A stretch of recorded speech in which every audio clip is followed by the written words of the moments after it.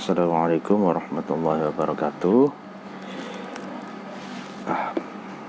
Pada pagi hari ini kita melanjutkan pengajian kitab Adabud Dunya Waddin.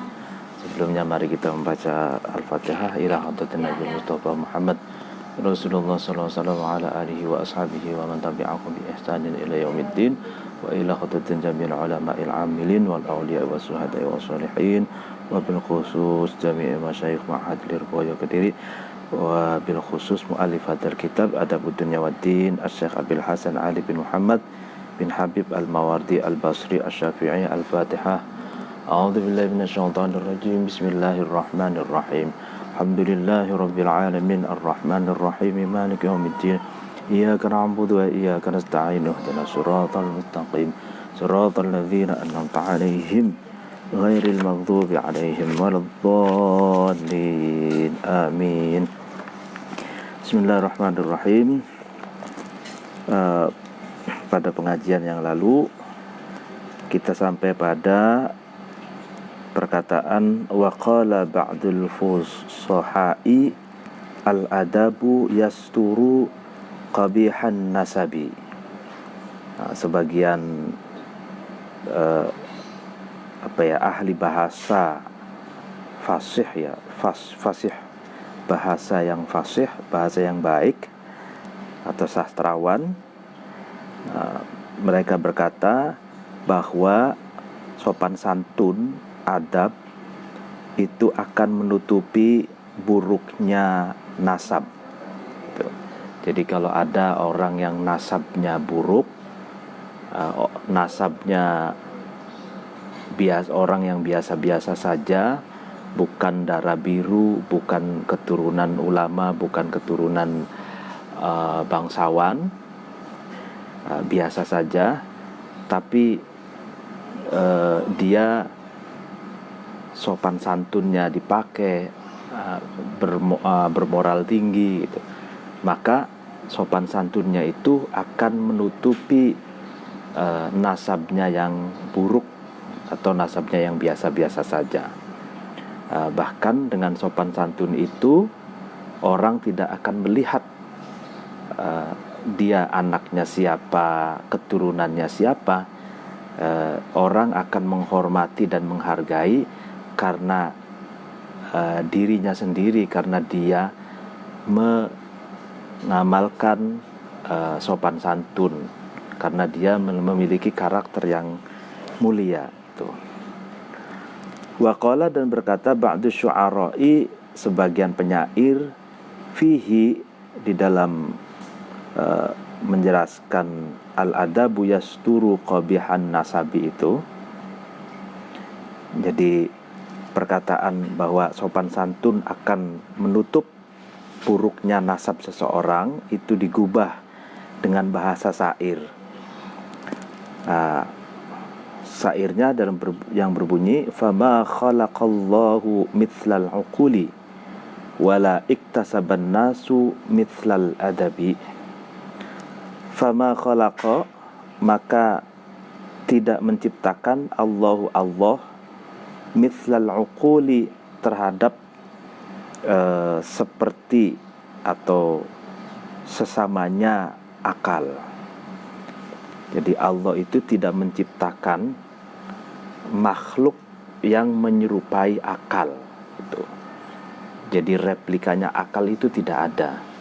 Jadi akal itu hanya satu-satunya makhluk yang Allah ciptakan, yang karakternya itu dapat berpikir, dapat menganalisa, dapat mengintrospeksi, dapat menginvestigasi, dapat meneliti, dapat merumuskan, dan kerja-kerja nalar yang lain. Nah, Allah tidak menciptakan makhluk lain yang cara kerjanya itu seperti akal gitu. Wala iktasaba, dan tidak mencari, ya kan, tidak mencari annasu, manusia, mithlal adabi, terhadap penyerupaannya adab. Nah, manusia pun Dia hanya mencari adab, sopan santun gitu. Tidak ada replika penyerupaan adab atau sopan santun yang dicari oleh manusia gitu. Jadi hanya sopan santunlah yang sesungguhnya diharapkan dan dicari oleh setiap manusia. Wa ma karomal mar'i illa tuqa wala hasabul mar'i illa nasab. Wa ma karomal mar'i, dan tidak ada kemuliaannya seseorang illa tuqa, kecuali takwa, kecuali takut kepada Allah dan mengamalkan perintah Allah dan menjauhi larangannya. Wala hasabul mar'i, dan tidak ada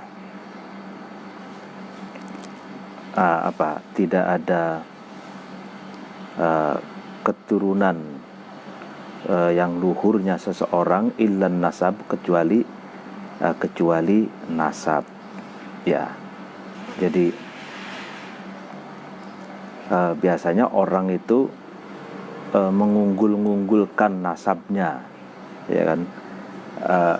Padahal Islam itu menganjurkan inilah saya, bukan siapa bapak kita, bukan siapa keturunan kita.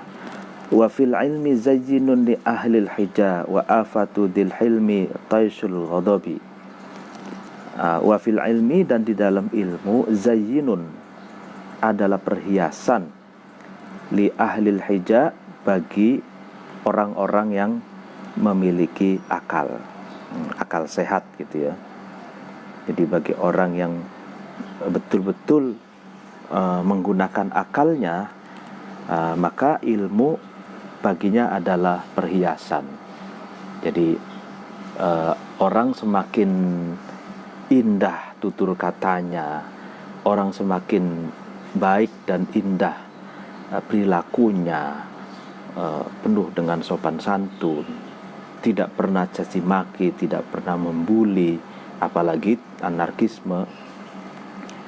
Nah, itu adalah ciri-ciri orang yang menggunakan akalnya. Sebab orang yang menggunakan akalnya, dia akan dihiasi oleh pengetahuannya. Pengetahuan mengatakan bahwa melukai orang lain itu tidak boleh, merugikan orang lain tidak boleh, merusak dan membuat kerusakan di atas muka bumi ini adalah tidak boleh. Maka bagi orang yang menggunakan akalnya, dia tidak akan melakukan anarkisme, tidak akan melakukan hal-hal yang mafsadah atau yang membuat rusak gitu ya. Wa afatudil hilmi, nah ini cobaannya orang yang memiliki sifat yang bijaksana. Taisul ghadabi adalah kerasnya ghadab, kerasnya amarah gitu. Jadi orang yang bijaksana itu akan digoda atau akan mendapatkan ujian gitu. Seberapa sabarkah dia dalam menyikapi persoalan, menyikapi problematika gitu. Nah, kalau tidak sabar, maka dia akan terjebak pada amarahnya, dia akan marah gitu. Dia akan melakukan kekerasan. Nah, itu berarti kalau orang yang bijaksana tidak mampu mengendalikan dirinya, maka dia akan terperosok pada cobaan, yaitu kerasnya ghadab, kerasnya amarah. Wa ansyada, dan mendendangkan syair al-Asmu'i Syekh Asmu'i rahimahu, semoga mencurahkan rahmathu terhadap Al-Asmu'i, Allahu Allah. Nah, ini syair lagi yang juga membicarakan tentang senada dengan di atas. Wa in yaku al-aqlu mauludan falastu aro dal aqli mustaghniyan anha disil adabi.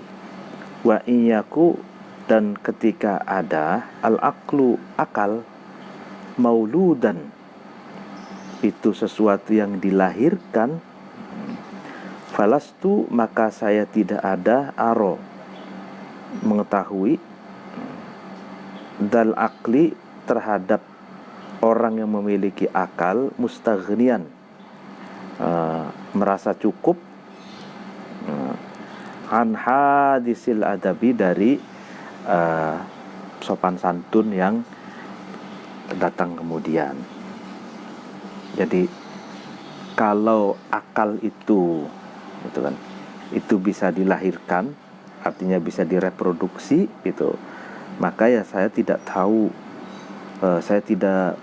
kalau orang yang memiliki akal itu akan membutuhkan sopan santun lagi.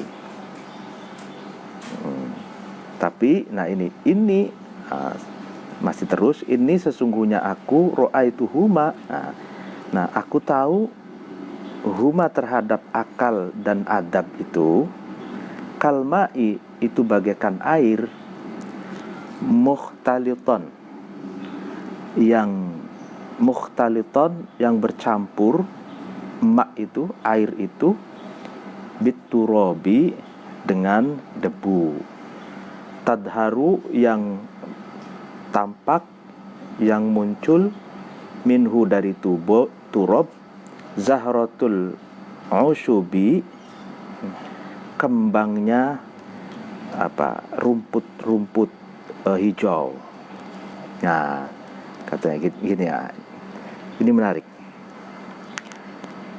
Jadi seandainya akal itu adalah sesuatu yang bisa direproduksi, dan akal itu ada replikanya, dan replikanya itu membantu akalnya gitu dalam kehidupan, tentu saya tidak akan melihat orang yang berakal itu membutuhkan moralitas. Akan tetapi gitu loh, saya melihat gitu, akal dan adab itu, akal dan sopan santun itu relasinya seperti relasi air dan tanah gitu. Jadi air dan tanah yang bercampur gitu, yang berkolaborasi sehingga dapat memunculkan gitu kan, kembang-kembang, bunga-bunga yang tumbuh dari rerumputan hijau gitu. Artinya ini menarik. Jadi pepohonan, tumbuh-tumbuhan, rerumputan hijau gitu kan, yang bisa menghasilkan buah, yang bisa menghasilkan kembang, itu karena didukung oleh dua hal. Yang pertama, tanahnya yang subur, yang kedua disirami oleh air gitu, diguyur oleh air, barulah itu tumbuh. Nah, begitupun manusia gitu. Manusia bisa tumbuh nan indah, manusia bisa baik gitu, manusia bisa sangat bermanfaat, maslahat, ketika mampu mengkolaborasikan dua hal itu. Yang pertama akal, yang kedua adab atau sopan santun gitu. Jadi akal dan sopan santun adalah kunci bagi manusia agar manusia itu bisa bermanfaat, bisa maslahat, bisa berkembang, bisa maju, dan bisa indah serta memperindah kehidupan bagi masyarakat dan bagi sesama. Gitu.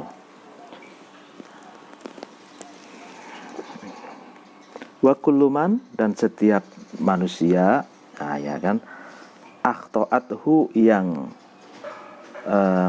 salah atau menyalahkan hu terhadap man fi mawalidihi, di dalam kelahirannya man, gharizatul akli, akal yang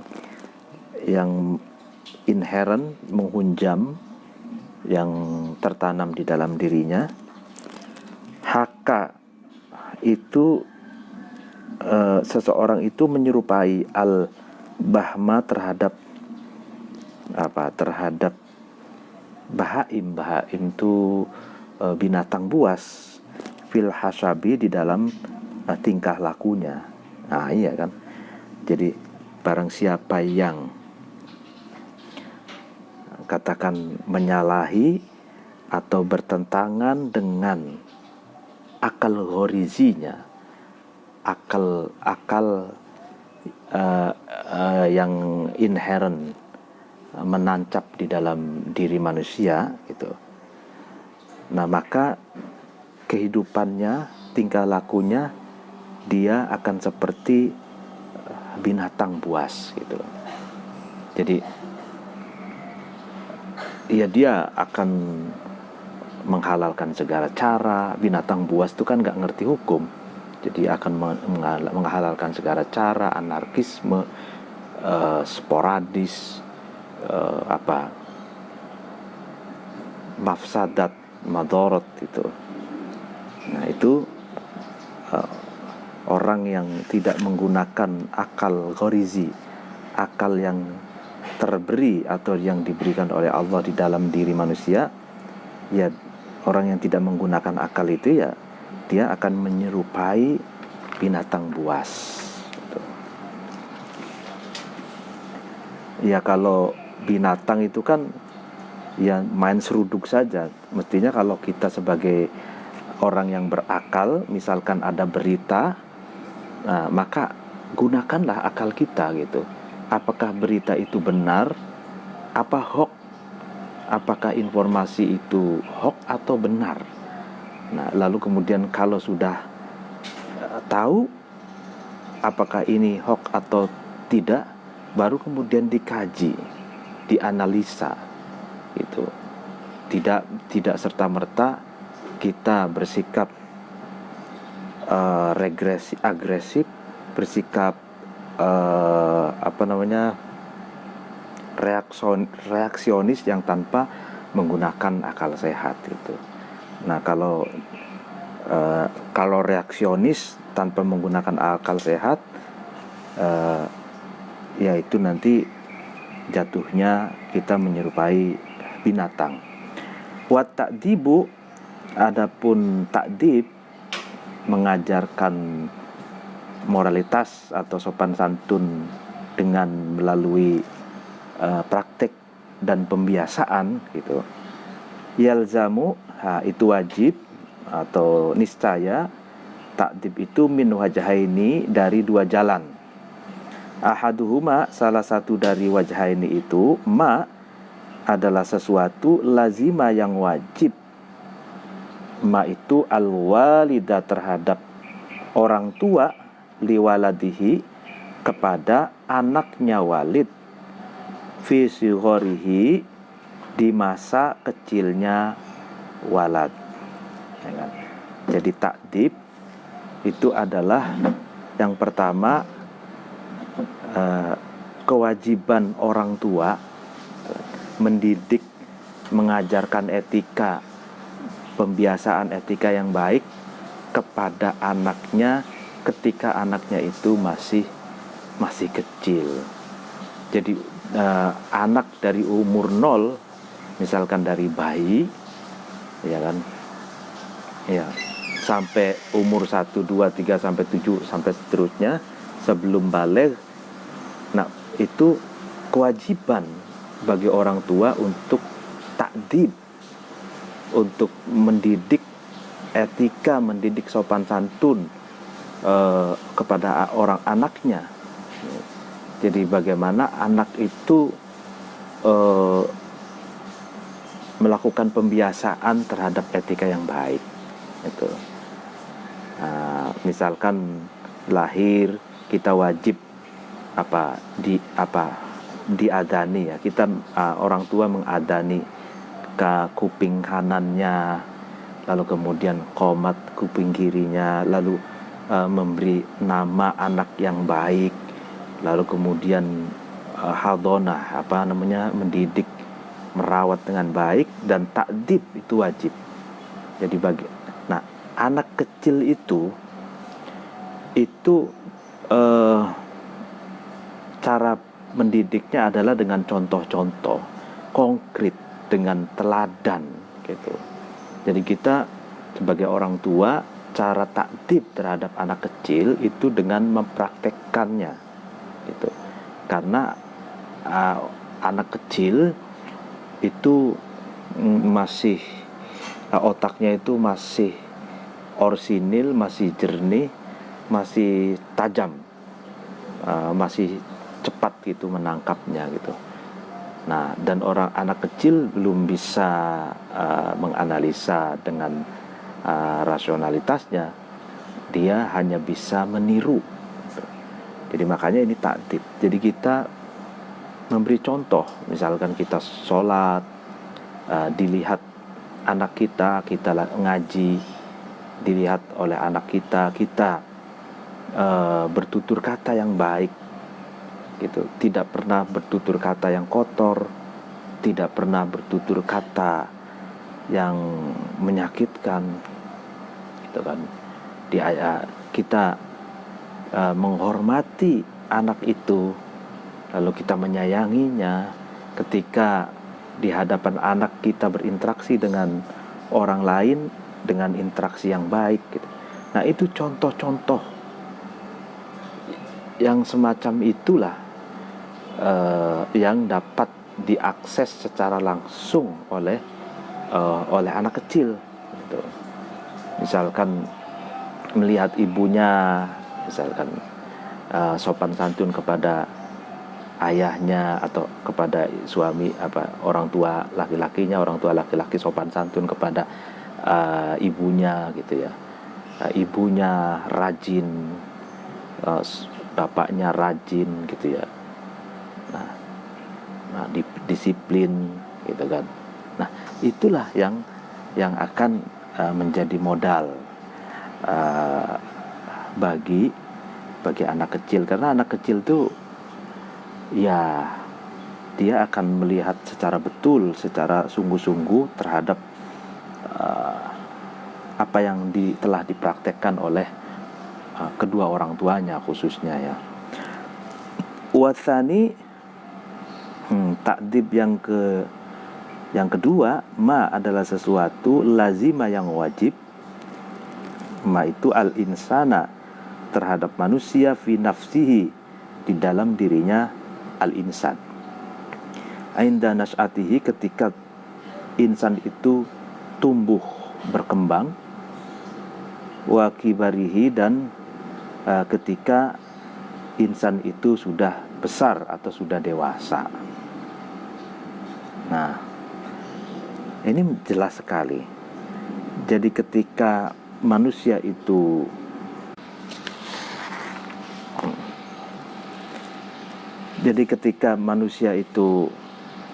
dalam perkembangannya dari mumayyiz ya kan, lalu kemudian sampai akil baligh, setelah akil baligh itu syabab, lalu setelah syabab itu syekh gitu ya. Kalau syekh itu umur 40 tahun.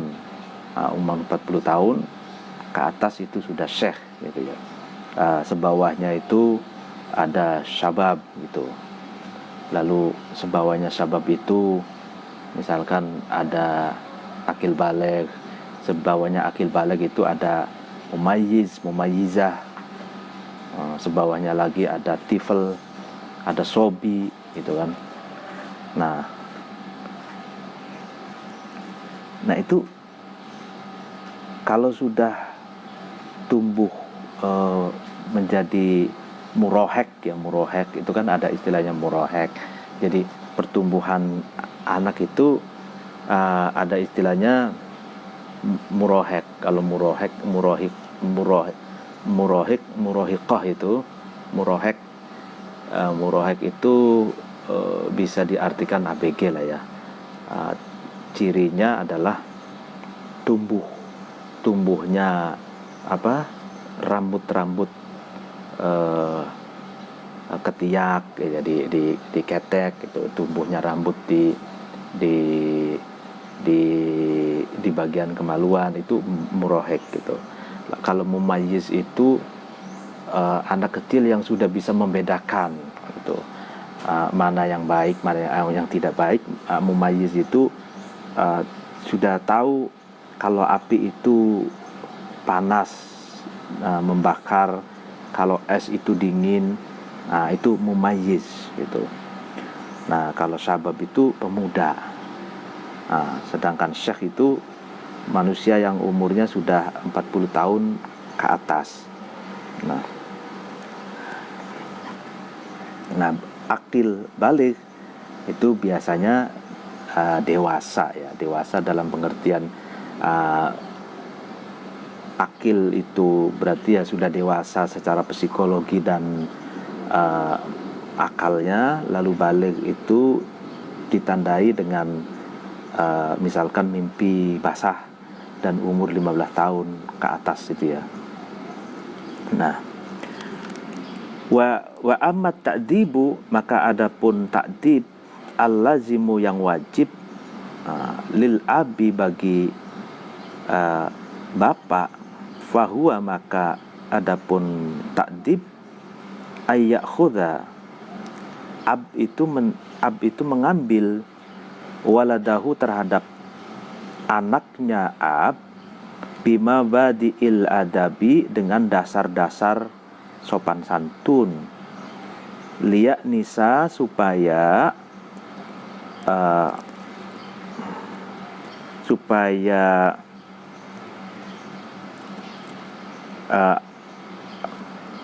walad itu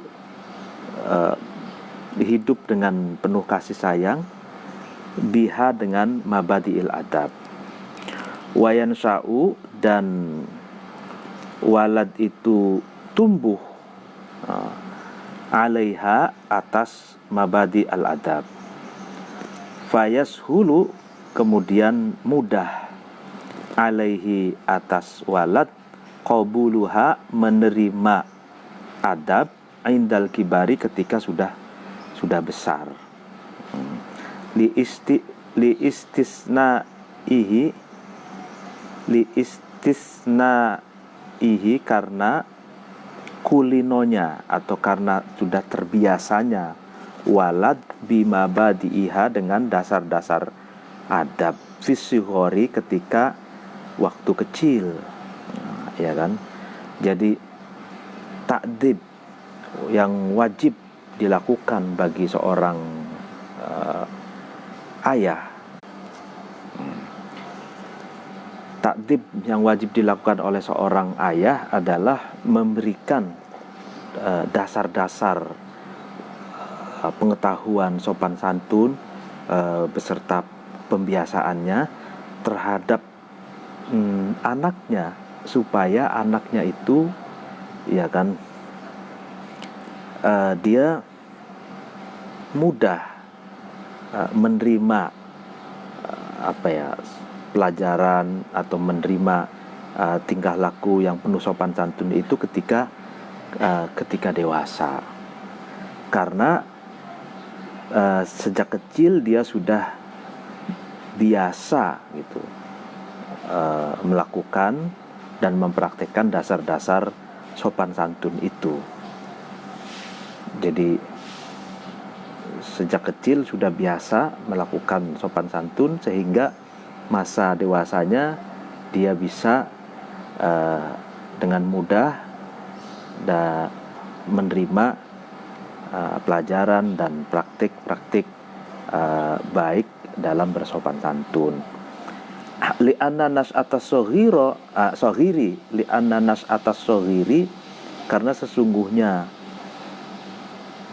tumbuh kembangnya anak kecil ala syai'i, atas sesuatu, taj'aluhu, itu nas'a itu menjadikan hu terhadap sesuatu mutatabbi'an, yang dibentuk wataknya bihi dengan se, ya kan, ya karena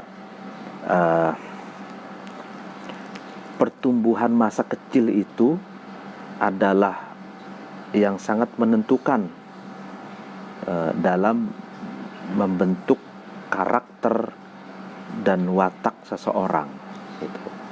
Dengan apa dia dibentuk pada masa kecilnya, itulah yang akan menjadi wataknya.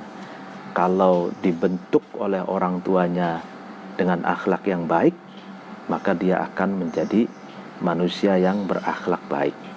Kalau dibentuk dengan akhlak yang buruk, maka dia akan menjadi manusia yang berwatak buruk gitu.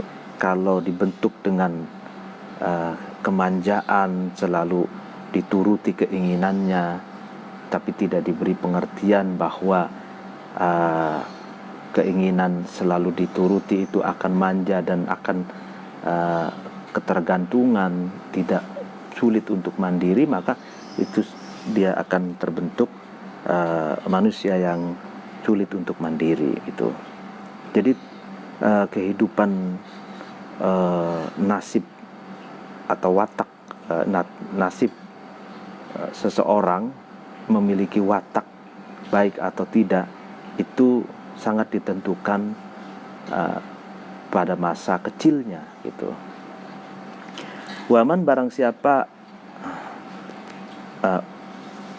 aghfala atau ughfila itu dilalaikan, man itu fisigori pada masa kecil, karena maka ada ta'dibuhu,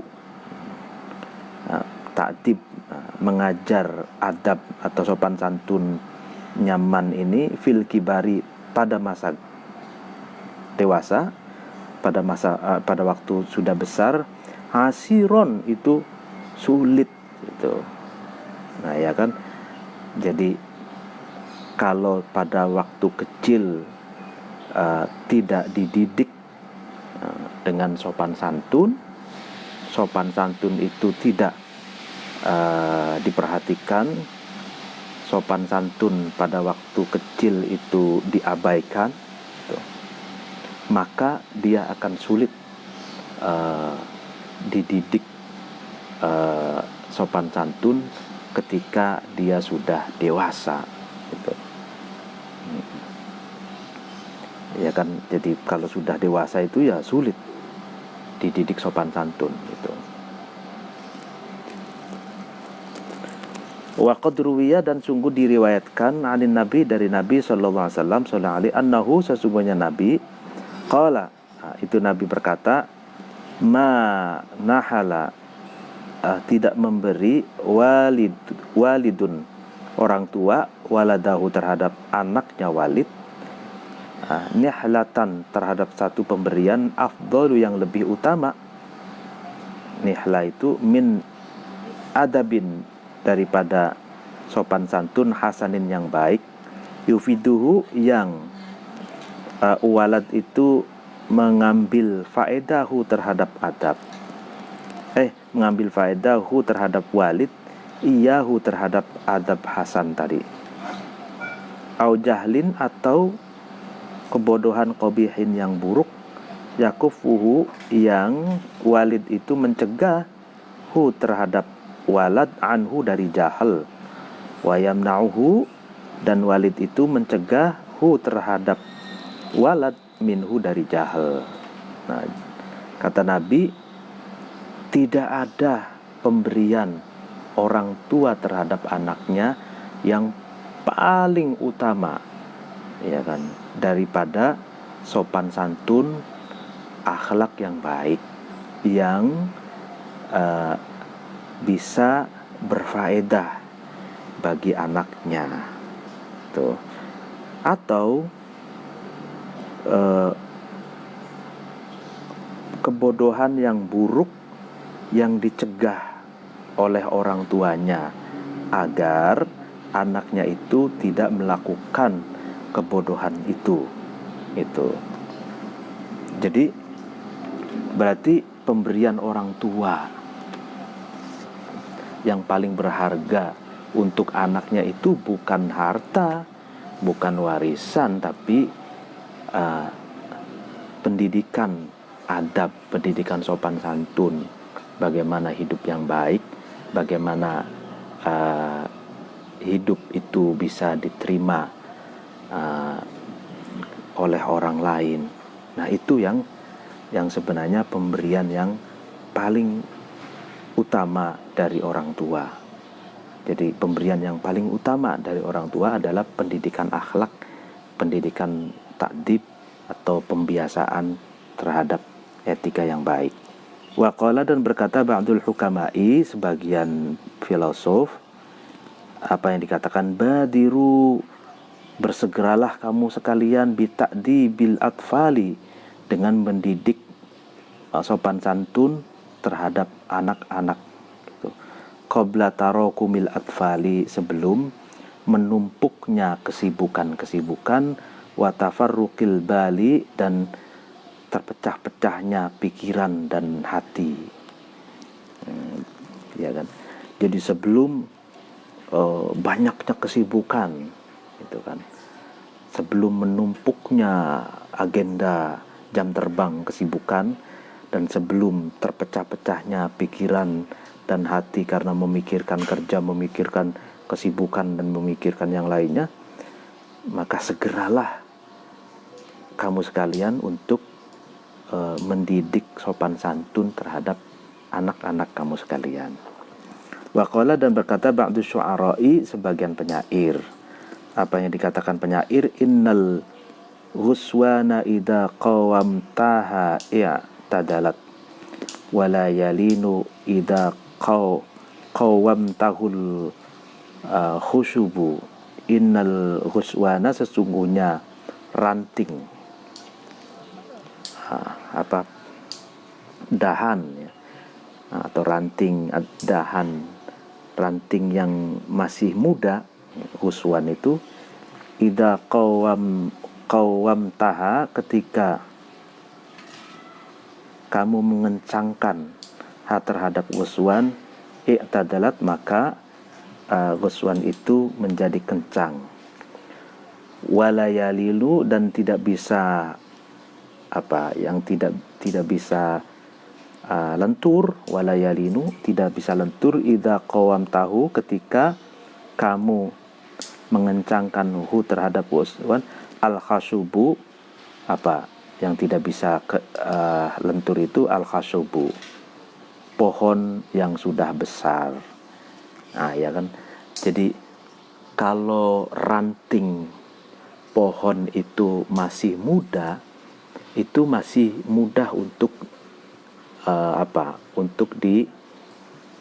untuk dibentuk gitu.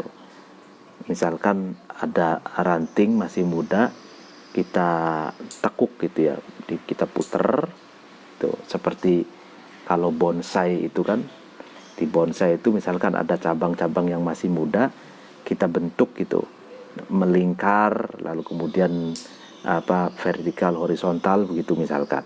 Nah, itu bisa dibentuk gitu. Kalau ranting-ranting, dahan-dahan yang masih muda, itu bisa dibentuk. Tapi kalau pohon yang sudah tua itu, sudah besar, itu sulit untuk dibentuk gitu. Begitupun manusia. Kalau manusia masih kecil, dia mudah untuk dibentuk. Dibentuk dengan akhlak yang baik, dibentuk dengan prinsip-prinsip hidup yang baik, gitu, dengan sopan santun yang baik. Sebaliknya kalau orang itu sudah tua, itu sulit untuk menerima nasihat, sulit untuk menerima pelajaran, pendidikan, dan sulit untuk dibentuk, gitu. Wa qad yanfa'ul adabul ahdasa fi sighari wa laysa yanfa'u 'inda habibatil adabu. Nah ini qad yanfa'u, nah, terkadang bermanfaat al adabu sopan santun al ahdasa terhadap bocah yang masih muda, masih anak-anak fisigori pada masa kecilnya. Walaysa, dan tidak ada yanfa'u bermanfaat inda syabibati di sisi orang-orang yang sudah beruban al adabu sopan santun, ya kan? Jadi pendidikan moral. Qad yanfa'ul adabul ahdasa fi sighari wa laysa yanfa'u 'inda syabibatil adabu. Jadi adab, pendidikan sopan santun itu bermanfaat bagi anak kecil, gitu, masih dalam pertumbuhan, gitu, bermanfaat, tapi tidak bermanfaat pendidikan sopan santun itu kepada orang-orang yang sudah tua bangka, sudah beruban, gitu. Jadi kalau anak-anak kecil kan masih bisa dibentuk akhlaknya, gitu. Kalau orang yang sudah tua sulit, karena orang sudah tua, orang dewasa itu punya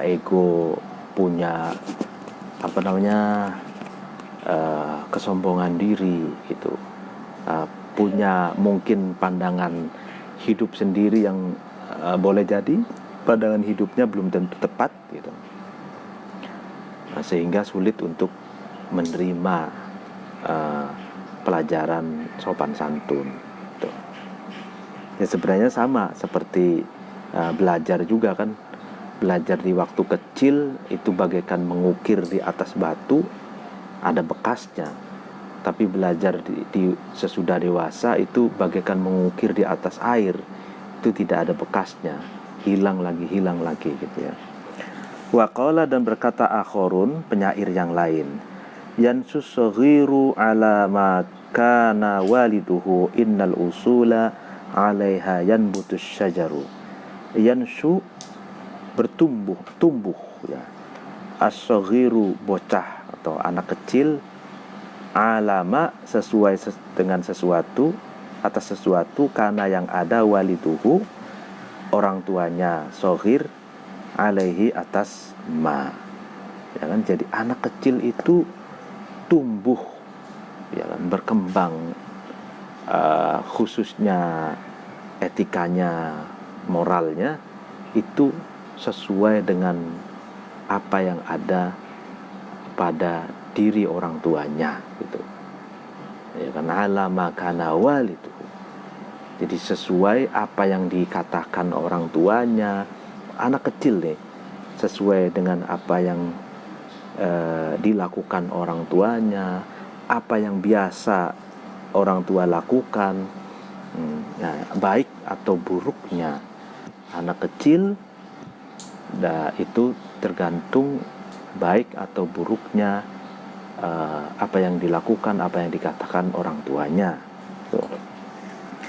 Innal usula, sesungguhnya pokok atau ibarat pohon itu oyot, al usul,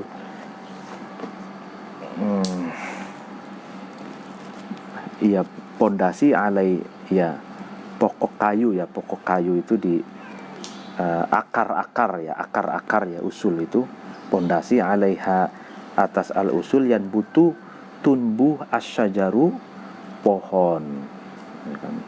Jadi pohon itu kan tumbuh, nah itu kan dari akarnya, gitu.